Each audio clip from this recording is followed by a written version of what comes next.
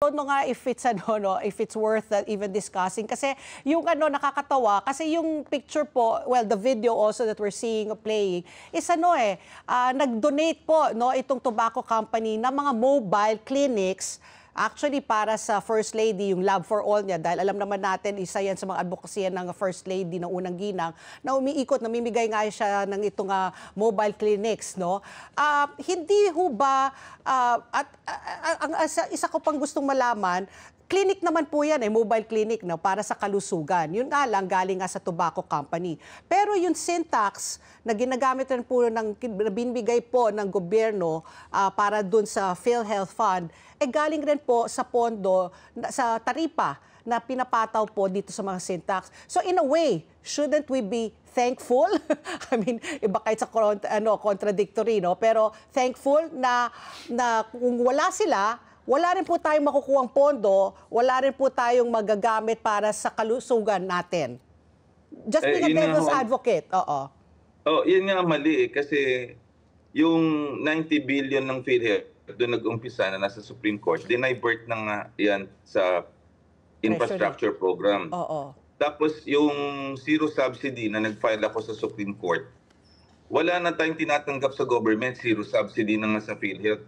Dapat yung syntax funds, yan ang dapat ibigay natin sa senior citizen, indigents, PWD, or yung may kapansanan, not for peace.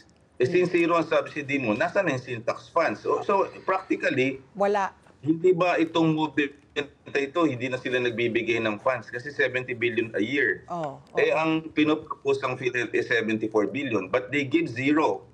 Kaya nag-file ako sa Supreme Court February 25 para sa ganun, ma-declare na unconstitutional at kung manalo, ibalik.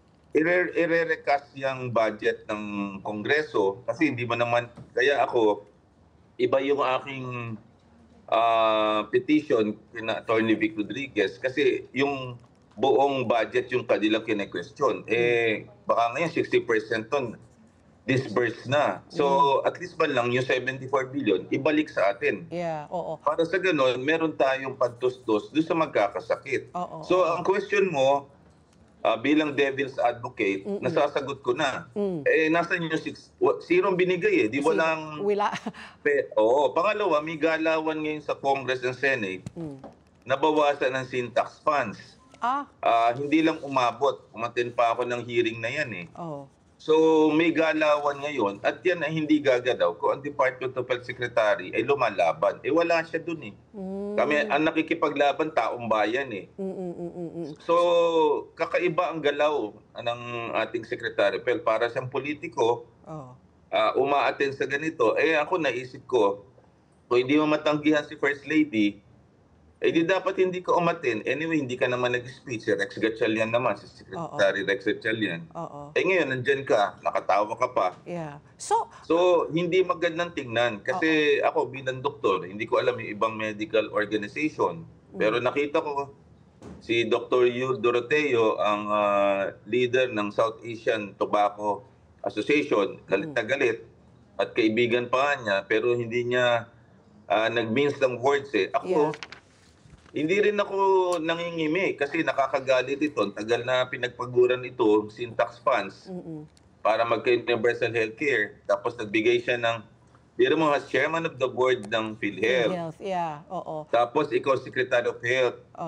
Nakalain mong pumayag ka sa mga congressman at senado na hindi bigyan ng budget ng PhilHealth. Ba't ka pa nag-Secretary of Health? Dapat wala ka na dyan sa lugar. Kaya I urge him, honorably, mag-resign. Kasi wala kang silbi.